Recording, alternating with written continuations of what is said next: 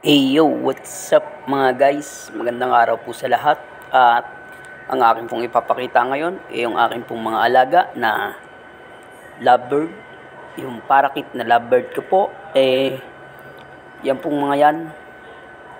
Dalawang pares po na parakeet at isang pares po na African lovebird. At yan lang po muna ipapakita ko sa inyo, yung akin pong mga parakeet.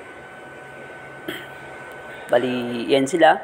At yung babae po niyan, pumapasok na po sa loob ng pinakapugad niya. Makikita po natin yan dyan.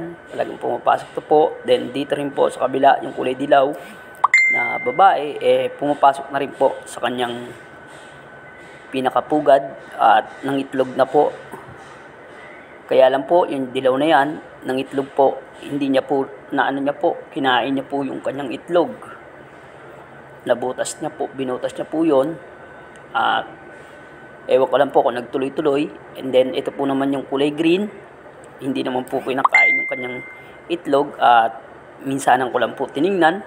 At pagtingin ko po, ayan po, lumabas po. At meron na pong itlog na isa. At hindi na po natin muling bubuksan. Antayin na lang po natin maka 10 days bago po natin bubuksan ulit. Yun lang po guys. Hanggang sa muli. Thank you. God bless po sa lahat.